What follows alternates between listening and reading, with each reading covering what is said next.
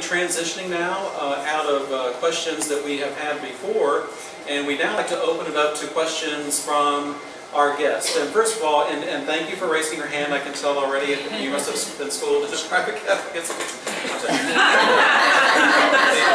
I appreciate that. So I guess what I'd like to say is so that we can set the rules so that we don't talk over each other, and so that we can hear what everybody's question and what everybody's comment might be. Let's give each person the opportunity to do that. I do promise that we will get to each of you who has your hand raised. If I don't happen to see, or Raul doesn't happen to see your hand raised right away, please don't think that I'm ignoring you or Raul's ignoring you. Just keep it raised, and we'll keep it going until we get to each and every one of you.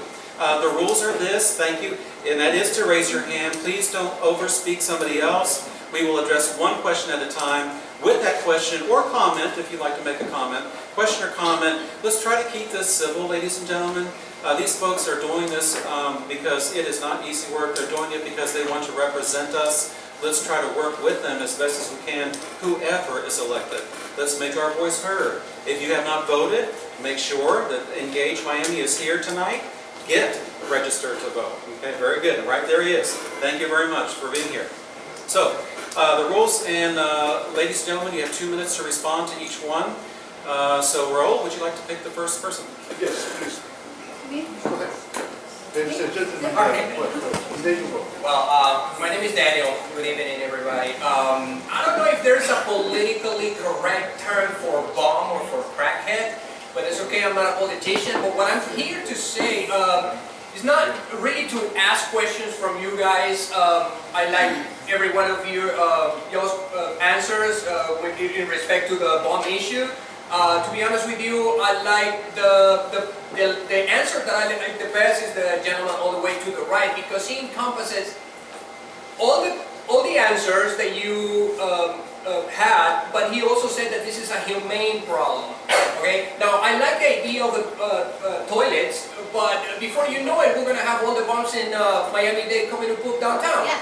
Yes. But it's a good idea. We also like the idea I like the rest of the idea. But to make a long story short, I like the fact that we need to focus this as a humane problem, because after the toilets, after we allocate money, after we do everything, if we don't solve the humane problem, the social issue that it is the bombs, which by the way, I don't think that less than 500 bombs in this area is a big problem. I think it's a problem that we have to tackle first. And so I am here to voice my opinion and to make everybody aware of my perspective and the bombs and crackheads perspective. I was on the Metro Mover the other day, and in comes Obama, and he wasn't doing anything bad. He was just doing his job, stinking up the place and annoying everybody, all the rest of us. But he wasn't doing anything. He wasn't doing any vandalism or anything. But in comes another crackhead, female crackhead this time, and she stands right next to him, and she says, you know, I wanna go to Braco, she says. And the guy started hollering, you are crazy if you're going to go to Braco, because you know what's going to happen? You're going to go to Braco, you're going to go to jail. So for the remaining 10 minutes of the Metro Mover ride, that's all he said. You're going to go to Braco, you're going to go to jail. I'm sorry to interrupt you, but let's concentrate on the question because we have limited time. All right, so like I said, it was not really a question. I want to make everybody aware. I agree with you. These people are removed from Braco. These people are removed from the Bayside area. These people are being put right here in the intersection of 2nd and 2nd. I agree with you 100%. Because they know that they're not going to go all the way to the end of the road and say, you know, we're going to treat this as a humane, as a social issue. No, we're just going to put them, we're just going to plant them in 2 by 2 because us are the ones that can tolerate it. They're not going to tolerate them in Braco. They're not going to tolerate them down the road. Well, they don't even know because they park their cars in the parking garages. But are not in the places where the tenants, the residents, are not going to tolerate it. And I could not agree more with your commentary, and I'd like to transition if I could. Would anybody like to comment on that just real quickly, please? I'd like to comment straight up. We have homeless issues throughout the county, but currently we are very concentrated in downtown Miami. Our homeless population has increased by 35% from this next count. So we're going up as opposed to down. There's a lot of issues. I was at the Homeless Trust board meeting 2 days ago. I can't remember. I'm losing track of days. We have to look at not calling people bums and crackheads, because that is an expression, and I hear your frustration. I have a business around the corner and I live at 50 Biscayne. I walk the streets constantly for the last 5 years. I've seen some change, but not enough. We have a lot of people, what they call the hardcore homeless.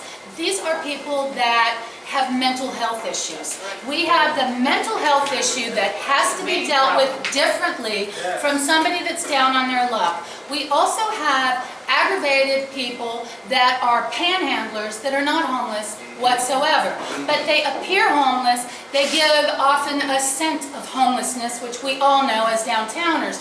So we have to look at each one of these groups of different people differently. The mental health issue is the most challenging because we have different acts. We have the Baker Act where we can bring somebody in, we can take them to a hospital, they can start some treatment for them, but within 72 hours they get back out on the street, they ask somebody for $1, they're buying little bottles of liquor, they're drinking, which does not work well with getting yourself lucid. There is a wonderful Judge Leifman that's been working consistently to make something better. Up on 20th Street, there's it's either a police station or an old prison that they are renovating as we speak, so that there is a deferred program, so that when somebody that's acting out of control is picked up by the police, they are offered an option. You can go in for treatment or you can go into jail. Those type of things are going to make a difference, and we are doing it. We're not communicating it to our community correctly. There are so many hardworking people. I know Teresa has worked on tons of stuff with ending homelessness. You have a ton of people trying, but we don't, as a city, as a community, tell you all of this. That is what we need. We need to make it easy for you to understand, and you should be able to go online and say, hey, what, and then somebody can answer you and tell you what's happening and how to make it better, because it is going to happen, but we need to do a better job. Before we continue, just so that everybody's voice can be heard this evening, can I restructure the rules? May I? Can we limit the guest's question or comment to 30 seconds and limit the candidates to 1 minute? Are we agreed with that? Just so that we can make sure everybody's heard? Okay. And we have several people here. First, Maria, and then we have 3 questions here, and then. Okay. I met you before. Your husband was kind enough to listen. My husband was attacked on the Metro Mover. It took 5 911 calls and 3 hours for a response. This is not different than any other time, because several times I've called the police when I've had trouble, and it takes over an hour response time. Now, I heard, because I'm talking to the cops all the time here, okay? There are not enough cops. They're cutting the number of police that are going to be in downtown, which is not right. Also, when the city was in trouble, the officers were nice enough to lower their pay to help the city. Now the city's doing better, and the cops have not gotten their pay raise. That's wrong. Do you have a specific question? Yeah, I'd like to know why. Okay, we've got the DDA trying to build up downtown. You guys want to build up downtown. What are you doing for us? We were here. I've been here 4 years. When I first moved here, there were 3 drunk homeless guys. They pretty much kept to themselves. They were more funny than anything, never asked for money. Now I'm seeing flooding of homeless. There's a woman that's been living there for 6 months. I've called the police several times. They know her name. She's got 6 crack pipes. I've called when I've seen her smoking crack. The police do nothing. Nothing. So, and Every time the homeless, we say something to them, the homeless say, try to do anything. The cops won't do anything. The homeless are very brazen now. I want to know what you guys are going to do. Who am I going to vote for? Who's going to take care of this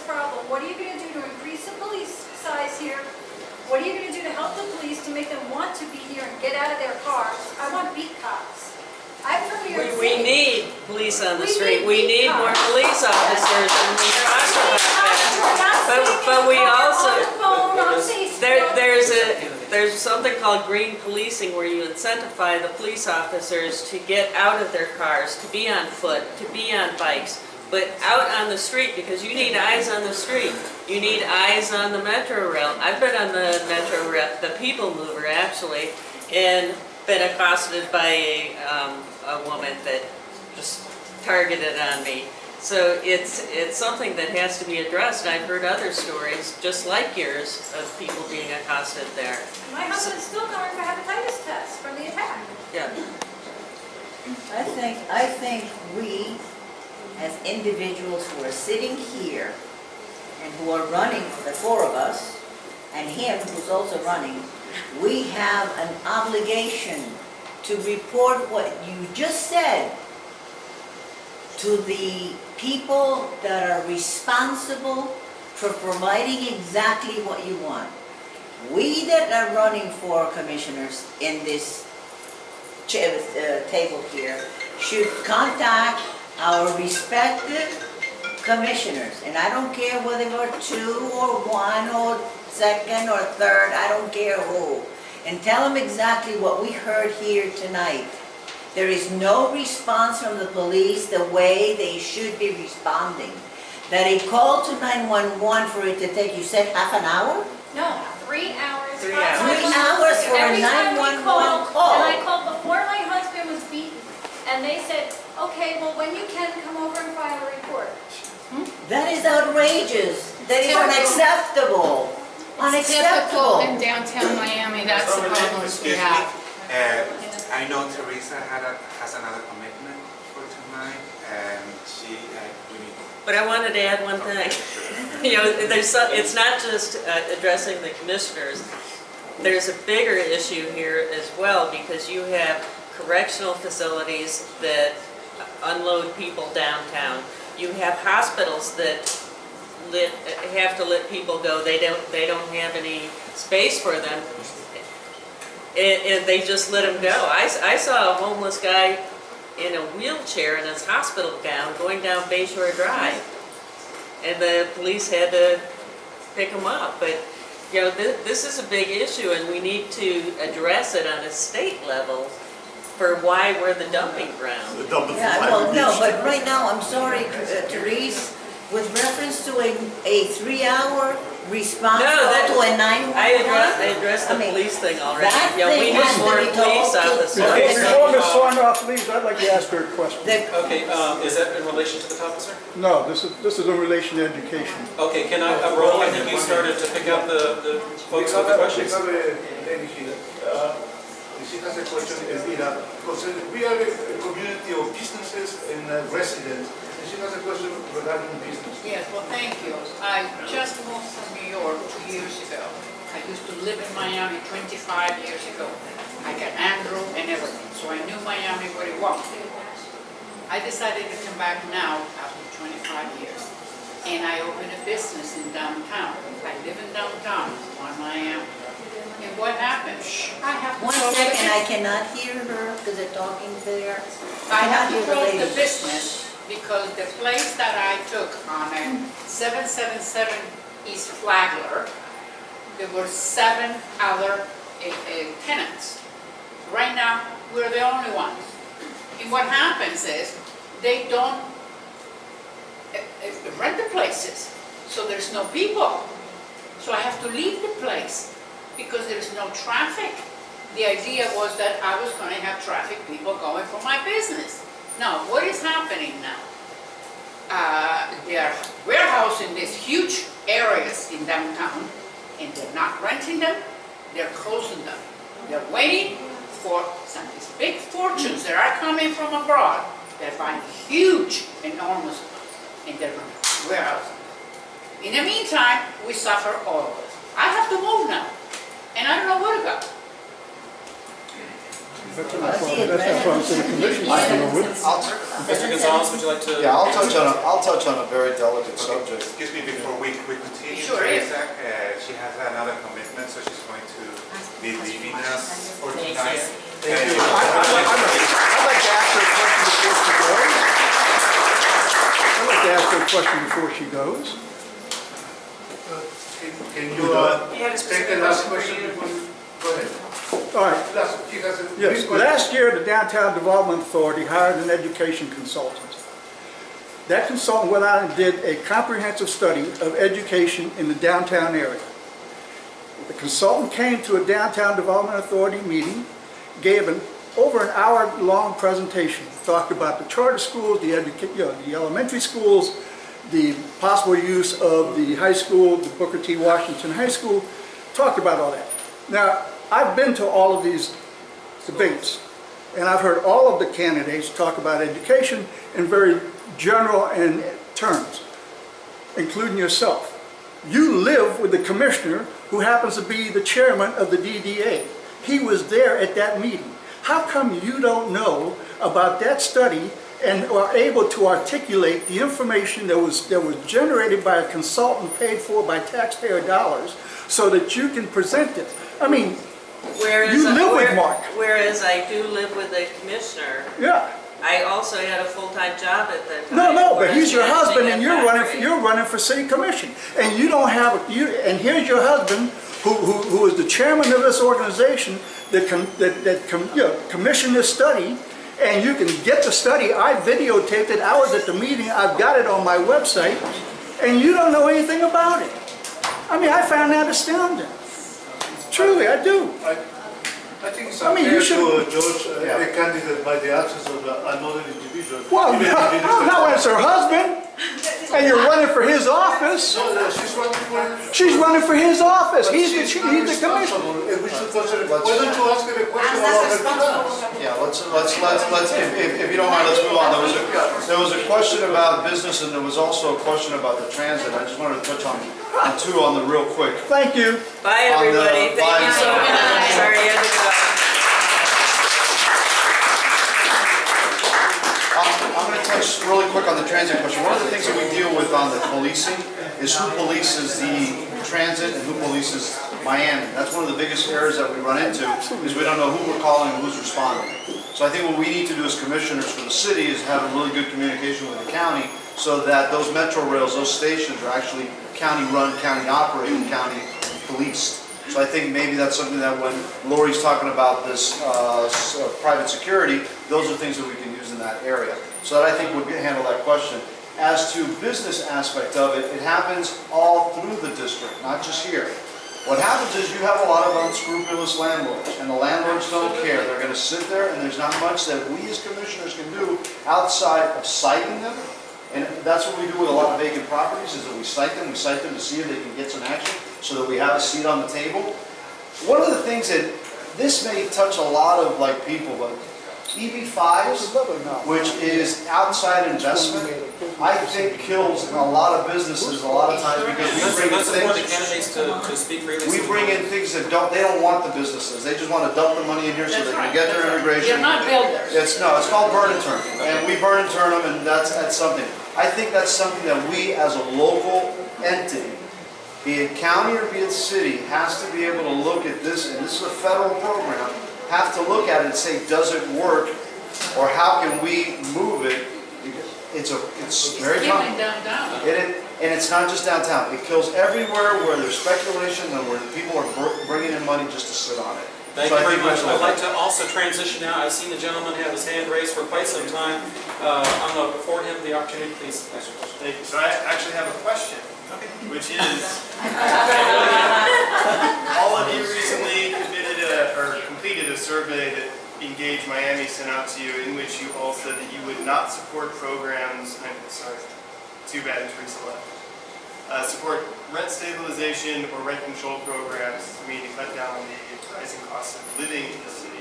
So my question is, how are you going to fight that massive problem? Because it ties into everything we talked about tonight in terms of wealthy individuals living right next to blight those individuals need an avenue to get out of that plight. And the way you do that is by offering low or controlled or some kind of reasonable housing option for them. And that also includes artists and all the people who make a city vibrant. And they're not going to move here if they can't afford it. Very good. Would anybody like to volunteer to go for Ms. Woods? For rent control and things that have worked in cities like Manhattan, worked at that time. In the era that we're living in now, it is much better for us to look at ways to change some of our zonings, neighborhoods specifically, look at inclusionary housing, also look at different types of building where we have smaller units that are more affordable for artists. We want to look at some of the things that they're doing in Wynwood. There are different sections within all of Miami, and I think that what we need to do is really look at it holistically and how we can work that out. It's not the same to just say, lock the rents down, and so I happened to get here 5 years ago, so I'm going to be living in a nice place, and then my poor neighbors, you know, it's kind of like when you don't get moved up on an airplane, that type of thing. I don't think that's really fair. I think we want to look at how we can bring people in, engage them, and maybe offer different things to different people. There's always going to be a drive to make more money so that you can have the bigger house on the hill or drive probably what, flying cars? I think. Flying cars. So that you can get the flying car that Hog is going to be selling. So it's one of those things. I think we have to look at other communities that have done this well. You have lots of places throughout the United States that have done things where they've brought in lots of affordability, also workforce housing, but you've got really low income, then you have affordability, then you got workforce, and then you just kind of have regular family people. So we're looking at how do we create, you know, this within a vertical market when we're in the downtown area. Thank you, Ms. Woods. Commissioner Suarez introduced a legislation last week and it was passed on first reading with certain reservation from some commissioners, but it did pass on first reading, that they're wanting to allow buildings less than 10,000 square feet for 4 units, 6 units, without any parking whatsoever. And one of the reasons why they said they want to do this is because this type of structure, buildings, will actually be conducive to much lower rents. Why? Because it'll cost less money to build, so therefore they'll be able either to sell them or to rent them at much less value. So that passed on first reading. It's coming back on second reading, I believe in November sometime. I can tell you that some of the commissioners had reservation. Commissioner Sarnoff says, I'm going to vote yes because I'm going to take a leap of faith at this time, he said. So I don't know what's going to happen in second, but they are looking at these things. Thank you, Mr. Larson. Before we open it up, Mr. Gonzalez. Yeah, the biggest thing that we have right now is, and Grace just touched on it, if our Miami 21, the way we're zoned for Miami 21 is not beneficial to what we as a community need. What happens with Miami 21, it's a general blueprint for everything, but we don't deal with individual communities. Miami 21 needs to be reviewed, but one of the challenges is you're not going to have the same parking. So you're not going to be able to drive in. So what are the solutions? Then we got to put the transit hubs. We got to go out and build, which is what the county's doing. They're building on every Metro Rail station. They're building on 27th Avenue. They're building on 37th Avenue. They're going to build all the way down. It's transit. That's the thinking of it. We need to look at Miami 21 to be able to house, to be able to create that housing. I'm a real estate agent. I know what you're going through. And the hardest part here is that the land is expensive, even if I want to buy it at the right price. For me to be able to buy the building, and I have to buy it at $25 to $30 a door, for me to be able to make the money to be able to put it into an affordable position. Affordable being anything under $400,000 in that frame where it's FHA.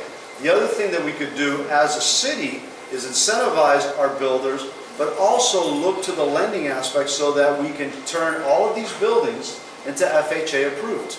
so that they're easier to finance. None of your buildings are FHA approved. You can't come in here with 3.5%. Thank you very much. I have two people. I saw your hand first, I saw your hand second, so can we go to her, please? Yes. Yes, I'd like to know if once somebody gets elected here, if they can do something with the lighting. Because I think a big problem in the evening, because I love walking through downtown, and I have no problem walking. But I do have a problem with her walking by herself. So I love to go to her business, to Lori's business. It's awesome. That's one of my favorite places. But it's really dark to get over there. And across the way on 2nd Street, it's also very dark. And sometimes we like to walk to the Epic, and it's extremely dark as well. And we actually get, we cross people, of all types. And I would not like my wife walking there alone. Actually, I shouldn't be walking there by myself either. We also own a property in the beach, and what we used to do actually, Have the same problem. we actually brought in lighting, and that removed a lot of the drug issue. And then we actually used to walk with the police chief. We do we have community And we walks used to here? walk 'Cause around. we do that in Yeah. Northway Village, and it works great. So, Can I answer this one? Yeah, Yes, please. We as a community had a study done by the Downtown Development Authority on lighting, and they actually went out and they checked all of the dark areas. And I'm on Northeast 3rd Avenue, and we all know what Northeast 1st Street, etc., and what happens in our neighborhoods late at night. And I 100% agree with you. When I reached out to the DDA to find out where are the bright lights, why are we not doing this, they said that their study came up with downtown Miami is the only place where bright lighting does not deter crime. So therefore, they're not going to give it to us. And so we don't have the funding. But there was a project done, and I kid you not, and I can get you information and show you emails that state this. Think about it, the lighting to Flagler would be, that's business. Well, if you go to Southeast 2nd Street and you walk around there in that area, that is brightly lit and there's no crime. We have an urban core here that is nicely dark because it keeps everybody here. So then when people come and they go to Bayfront Park and they do other things, you don't see all of this. Where all of us live and walk around is dark. And truly, I don't want to say it's a conspiracy theory. I mean, then I'm going to have to wear an aluminum hat. But it's just, I think there's things that we can do to Can fix we do this. city walks? Is there such thing? There as should be. this? I I think one of the big, and this goes back to historical, and I think we need to have leadership that thinks a little bit differently. And that's why I appreciate that we get up here and we have these conversations. We think that we always never think out of the box. We always think that we can't have enough lighting, we can't have the community walks, we can't have... Historically, Brickell has never been a big community neighborhood because we've never had a lot of people in here. We've always had transient. So these buildings are 80% rental. They're 90% rental, so they're half empty, if not all, half empty to maybe 75% empty.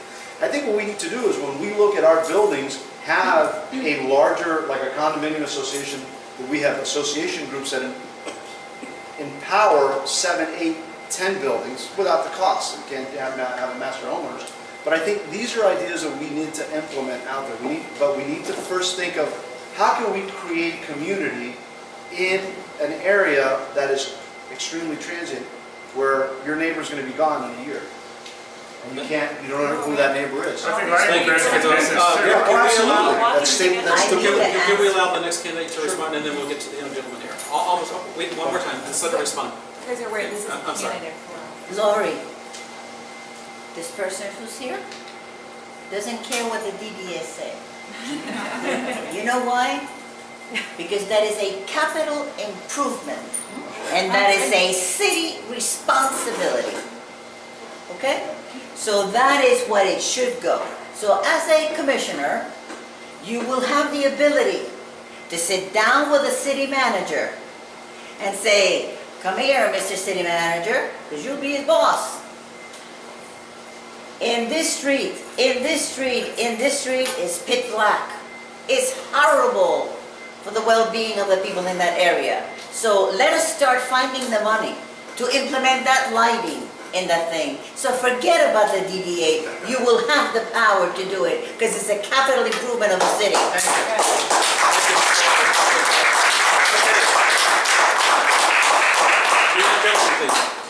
With all due respect, There's a tremendous homeless problem in downtown Miami, but you have homeless people all over Dade County and all over the city. In Turtle Grove, we handle the homelessness in a different way because they're part of the community and they get fed and they don't bother people and they don't cause crime on other people.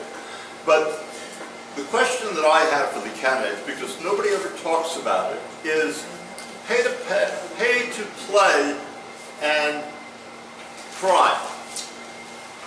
In the city of Miami, there are a number of nightclubs. Some of them are very successful. There's a lot of drug dealing that goes on there. There's a lot of prostitution that goes on there, and they flourish. They do well. They make millions of dollars. Other clubs open and they're harassed to death. They're constantly have inspectors on there, constantly have police, constantly have raids, and they're harassed out of business. And it's unfortunate that the wife of the commissioner who created a lot of this harassment isn't here to answer the question. But there's a lot of illegal gambling that goes on with and the police don't do anything about it. There's Bolita, there's the Maquinistas, there's the strip clubs with a lot of prostitution going on. And with the drugs, the police officers arrest somebody with one crack rock or two crack rocks, and they're bringing in hundreds of tons of cocaine and other things. And heroin is a tremendous problem in the city. What are you going to do about it? Okay, thank you, sir. And Mr. Gonzalez, did you want to say? I think to answer, we touched on it briefly. Our police officers, and again, speaking with police officers, they realize that there's a lot of people that are not at the level where we need them to be. They're just not good cops. It's that simple. But when you need to fill seats, when you need to fill bodies, there's no talent out there. There's no pool to drive from. So I think what we need to do is, and I hate to say it because she's not here, the union, the police union endorsed Ms. Sarnoff without even coming to us, without even interviewing us, without anything. I think we really need to look at how we are policing and how we are looking at our union representation. And that's probably going to get me all sorts of hell later on. But the reality of it is that we don't have, all the cops ain't good. We'll back you up. Yeah, we need better policing. So to do that, you need better funding, and you need to have better talent on the street that cares. That's it. We got to get people that care. Yeah, but funding doesn't come from the union. Funding comes from somebody else. Yeah. The union asks for more funding. No, but no, it comes from us. It comes from us. I know, exactly. But the union's the one that asks for more funding. Right, but if the union's asking for just more officers without realizing that some of the officers that are inside are not talented enough to be doing it, that's where the issue is. Yeah. So I think we really need to start to say, hey, we got to pressure unions, but unions give you dollars. And thank you very much for that wise response. I see a young lady in white just raising her hand. Can you please, there you go. And then the young lady next to her, I believe, was right after. My name is Gail Harris, and I moved from Manhattan 14 months ago. In Manhattan, every 10 to 15 blocks, you have a political club, you have a library, and you have a playground. Now, after a couple of months searching, I found Downtown Dems, and I then became the membership director, so see me after you existed. But I am very concerned as a grandmother of a 9-month-old today, that there are no playgrounds. Yes, all these beautiful brand new buildings have children's rooms in them, but the children in building A will never meet children in B. And libraries, I'm also a retired assistant principal. You don't have children who read well if you don't have accessible libraries. So I ask what the commissioners do about creating some, and I would recommend some playgrounds, Sprinkle in downtown. And why is there only one library? Well, yeah, and that one, they finally put the hours back on that. No, not So now. that's, that would be your county mayor. Parks, yeah, grounds and libraries. Yeah. The city of Miami has quite a bit of parking lots. We're going through a massive change on Flagler Street where we're improving that. That's going to run, I think they're promising us about 14 months. It's probably going to be about 3 years. But during that time, what's happening is a lot of buildings, a lot of businesses, that you mentioned as well, people are moving out because they don't want to have a business on Flagler. That offers some opportunity for us to look at parcels. We can make what's called mini parks. We have some space that the city actually owns. There's some along the riverfront. There's little pockets throughout our community.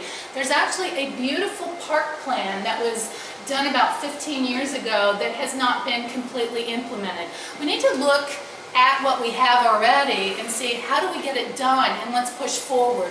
And I think we can all realize, and I agree, I mean, what we do for children is our future, and it's necessary that we really look at things, and we think, as I think Javi mentioned at one point, that we look at things on a vertical level as well, and that some of these new buildings, when they come up, they can have a park on the second or third floor, and so we can kind of interconnect that and think differently. Let's create an amazing city. I think it's what we all deserve.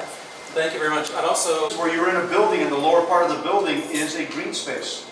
You know, there's a lot of things that we can do. We just have to be creative on it, and we have to work with our environment. So for me, it's always going to be green space. It's always going to be parks, because as a little kid that came from Cuba in '65 who had nowhere to go, I went to public parks. That's where I got indoctrinated. That's where I knew how to do and interact and play and do all the things that I did as a kid that put me in this position to be here with Gloria and Grace. And that's something that to me will always be, that's my passion. It's going to be green space. Thank you very much. And I'd like to also go to the young man here, because that's all I say next. And I believe, Raul, if that's okay with you, and that will be the last question next to the young man.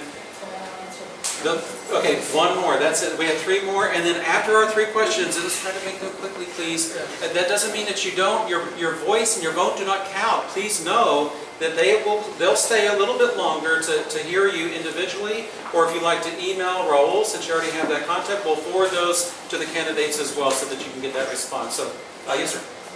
Well, thank you all of you for being here, giving us this opportunity. Like Ms. Wood said, communication really is key in nowadays. We all have our rights, and we need to be heard. So we need to encourage each other and our friends to be heard. And we need to create with technology, like a Twitter, but simply just for politics and for this area. And we will do that. Like we need to do that. Now we have another ongoing problem, I think, and that is the tolling around the area, especially with the new highway system. I think it's getting out of hands, and people are paying amounts that they don't even know how much they're paying. And they're going through that and they're paying. They don't even know. There's new cameras everywhere. You're getting photographed everywhere, and you don't know if you're paying, how much it is. And now they have a new system. It's an amazing PCI system or whatever, and the toll changes depending on how many people are using it. If there's too many people, they increase the toll, so people are scared to go in there. But guess what? They don't know they increase it. So instead of paying $2, you're paying $10, and there's a bottleneck, and you're paying $10 just to get in there. It's outrageous. The MDX, FDOT, and SunPass, they're getting out of hand. Can I answer this one? One of our biggest things that I keep telling you is communication. And what's happening here is the lack of communication from all of our government, so that you as a resident have an understanding of who's responsible for what. We are so segmented. You have county, you have state, FDOT, you have all these different groups. And what we're talking about here is just simply the city of Miami, but only one little district that hugs along the Biscayne corridor. So this can only do so much, but we can make a website that's real easy for you to link, so that if you have an issue with tolls or something, it will link you over to the correct place.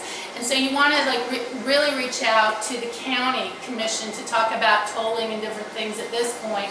And you have federal stuff that you work with, and with state. So there's so many different groups, and I think that one of the things we have to do is make it easy to understand, because all of us work way too many hours, and to try and go through the current City of Miami webpage and figure anything out, and then you go to the county one, and then you're scrolling through that, and as trying just to run a campaign and figuring out when the last day to register to vote, and just so many things. I hear your frustration. I think we're all too busy, and we need to simplify all of it. Type Thank you very much, MDX in Ms. your Woods. computer, you can get the answers. Okay, very good. And so I'll go on into the next question at this point, and I know you had your hand next. And then this young lady over here will be the last question formally for this evening for the Q&A session. Please know that it does not conclude. You can hang out a little bit later if you like, a little, and ask the candidates. If not, please do feel free to email Raul and we'll get your questions answered, be sure, okay? Yes, ma'am. Okay, my concern is what's planned for Biscayne Boulevard. There's a lot of traffic there all the time. And then it backs up the bridge because of everybody trying to get over. They are now planning to limit it to 2 lanes, which is ridiculous. And I've walked around because I really care about downtown. I may be a renter, but I love my city. Former New Yorker, I watched what Giuliani did in New York City. It looked just like this, and it doesn't anymore. The homeless problem is not like it is here. Now, I walked with my camera. I took pictures of 42 vacant stores. And I only walked 3 blocks. They're going to put up kiosks and new stores and a park across from a park, which is, to me, that's ridiculous. That's a big, big waste of taxpayer money. When it could be used to bring businesses to all these deserted, this place with Marshalls, have you walked on the 2nd floor? There's 1 office. But there are 13, are you in that building? It brings my case. And not only that, the owner of that building that starts in Electric Avenue, all the way up to half the block where the souvenir place is owned by one person. Oh. That means that they have exclusive contracts and nobody else can have any of the business that they have. Oh, wow. So that's one answer. Now, to finish what I was saying also, okay, so there's tons of taxpayer money that's going to be wasted when you can fill these vacant spots where the homeless love to sit and hang out, and there's no recreational stuff for the kids here. Like somebody was saying, libraries. I would love to see an ice rink. I mean, me personally, because I teach ice skating, but I would love to see an ice rink go with like Miami World Center or something. We have nothing for kids here. Nothing. You need a runway for your airplane. You've got Bayfront Park is actually a trust. So they sell tickets, they sell out to Live Nation, Ultracoms, and that is a completely separate entity. Biscayne Boulevard is actually a state road. So even though we all live here, we have some county roads, we have some state, we have some city. This place is very disconnected, and I think we need, as I said earlier, communication so we can all understand it, and then we need collaboration. And we need all of your voices out there so that we can funnel them in the correct direction to actually make some real change. May I add something to that, please? That park that you were talking about, and that it diminishes to just 2 lanes, and then after that you're going to have a piazza and going and this. That's Mark Sarno's dream. The DDA, they don't want you to do that, madam. The DDA commissioned somebody, I think it was Siskovich, to have this vision of how about if we do this thing, the second, and at a show that I went over at the Freedom Tower for the DDA, this is a vision of the DDA in the future. Right now, there's nothing. It's just a vision of a person who thinks extraordinarily big. However, there is no money to do such a thing. So for the time being, madam, you will have all the streets that you have right there on Biscayne Boulevard. Well, I think that's comforting in the meantime. And there's another plan to bury Biscayne Boulevard and to make that all green space. So we have, let's just right now flying cars one at a time. And we have our final question from this young lady, please. And I'm sorry, and I'll let you speak in a moment. Just so you know, we are also at the conclusion, once we're done with this young lady's question, we're going to allow the candidates to offer 2 minutes for closing remarks, and then afterward that will conclude the evening. Do please stay around for the closing remarks. It's very important for us to hear from our candidates. And I can't thank you all enough for being here. It's been an honor as a downtown Lots 2 resident to have you here. I'm in no official capacity. I'm here volunteering because I'm like you. It just happens to be I know how to speak well, and that's why they asked me to volunteer. So, young lady, please. We've all spoken about improving communication between constituents and, policy makers. So what will you do if you're elected to make sure that this conversation continues, that we are able to voice all our issues, and what will you do to make sure that you're able to get all our opinions and all our problems up to the city managers and up to the county officials? Very good that you asked that question, because one of the things in my platform is called public participation in the decision-making process of the government. Exactly what I have been fighting for 20 years. I don't want a leader to make I know that you elect a leader to represent you, but what I don't like is for that representative to rule without actually getting the consensus of the community. I plan to create a community that's called Smart Growth Community, composed of citizens like you and business owners like you, madam. So that when huge projects or projects of great importance that is going to have an impact on the quality of life of the people living in the city and working in the city and owning businesses in the city, they sit together, they review the plan before it actually gets voted or approved by the planning department and before it gets to the commission, because we need to have your input. Exactly what I've been asking for. For a commissioner to make a decision in a vacuum is an absolute atrocity. And that's exactly what has been happening consistently for years in the city of Miami. So that's exactly what I'm going to be doing. Thank you very much, Ms. Solares. Okay, so what we like to do at this point is to... Oh, no, I just wanted to let you know that I believe that the way that we're currently doing things is out of step with modern times. We do have people in different age groups, and we need to have an interactive website. We need to have technology. You should be able to dial in your opinions rather than sit in a commission meeting and wait for 2 minutes. You can do your own phone video stating your name and your address and what your opinions are on issues. I think it needs to be so much more engaging so that what you have to say matters and is taken into account, and you should be able to do that on your own time and not on the time of a lockdown kind of commission meeting. And for people that still work well with mail or email, I think we have to take that into effect also. We have to hit things from a multitude because we are people of all ages and we also have different languages. And so all of that has to be considered so that everybody, that we pull out and engage as many of our people here as possible. On the quick, again, from me, from a real estate agent, we're always available. And I've always said this, the favorite part of this job, and people ask me, what do you enjoy about running for commissioner? I love knocking on the doors and meeting people. And I love these situations. This is where you really pick up a lot of things. So I've always said that I'm going to be accessible to my residents, to, in a sense, the community that hired me. This is what my job is. My job is to be here. But I think at the same time, you have to create a communication office in somewhere where, like Lori pointed out, everybody can get to you in a different manner. Some tweet, some Instagram, some whatever, so that you can spot problems and do problems. A lot of these things are taken care of locally with net offices and with other things. But I think we can't, as a commissioner, and be very, very cognizant of this, you cannot have thin skin. Okay, and a lot of the folks some of those folks that are running are a little thin-skinned because you're going to call us all sorts of things. And half the times we deserve it. Al knows this. Okay, so we deserve it. We can't be thin-skinned. We've got to be accessible to it. We can't go into hiding. So I think that's something that we're going to do.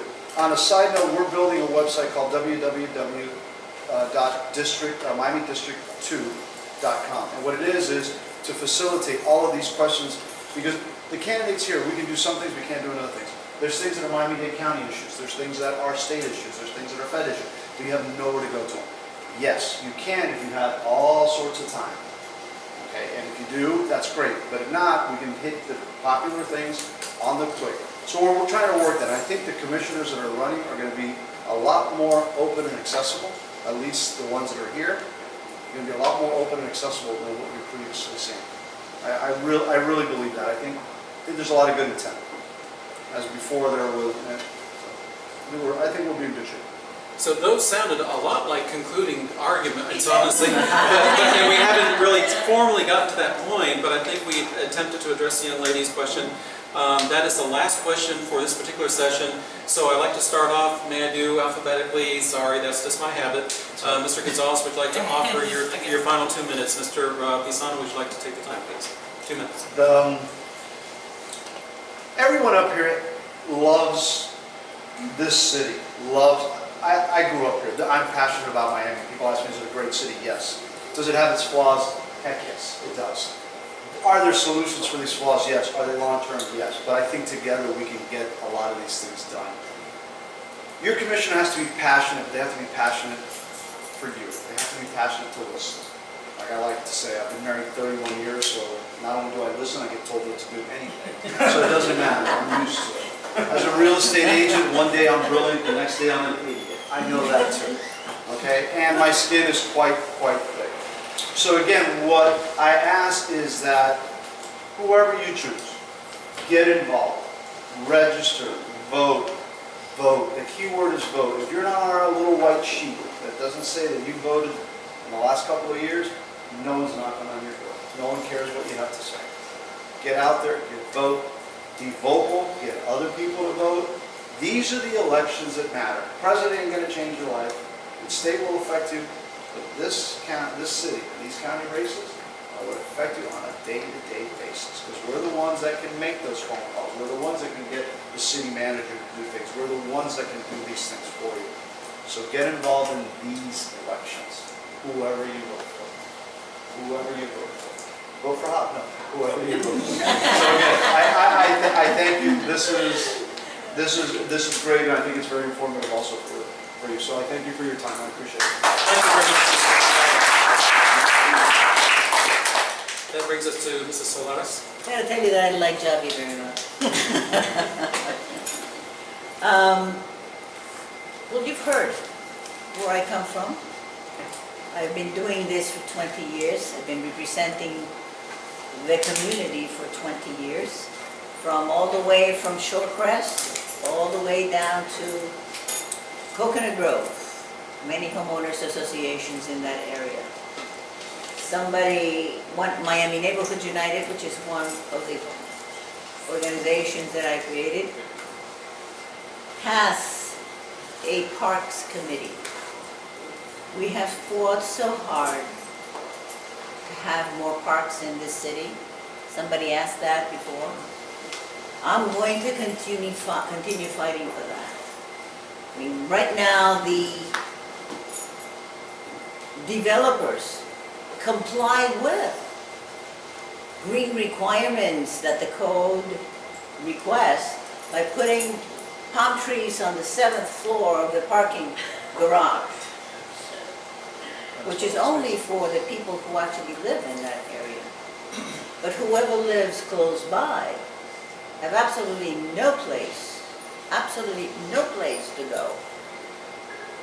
I will absolutely request from whoever wants to build in this city from now on, or from when I become commissioner, if I do, that together with their buildings, they build a park close by.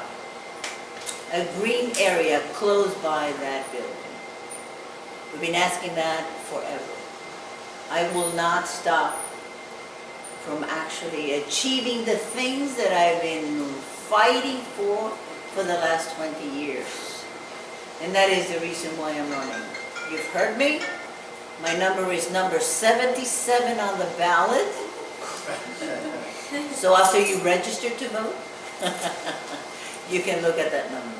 Thank you so much, and thank you for coming tonight. Thank you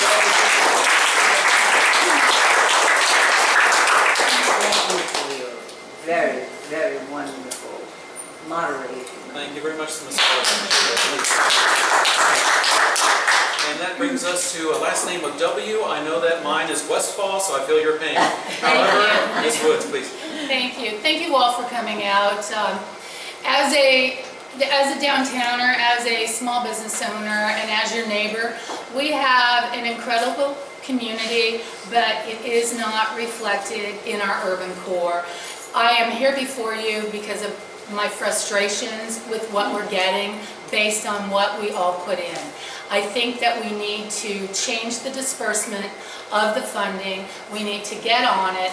There are all kinds of excuses and blames. I met with the Public Land Trust and they lost their funding for this. I would love to see the river connected through to the bay and all of the parks connected so that we really can live in the beautiful place that we're existing in right now.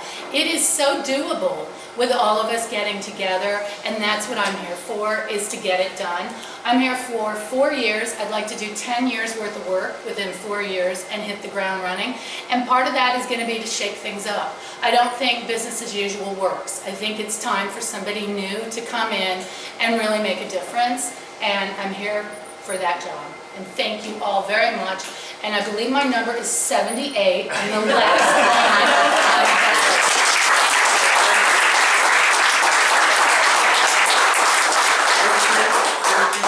I've got to add something to help her out. Yes. There is a master plan for Big Walk. Oh, yeah, From yeah. all the river, Yes. all to the Upper East Side. I've seen it, and the county is all so connected with it, but just nobody does it. open it up. Yeah, that's like 50. Ladies and gentlemen,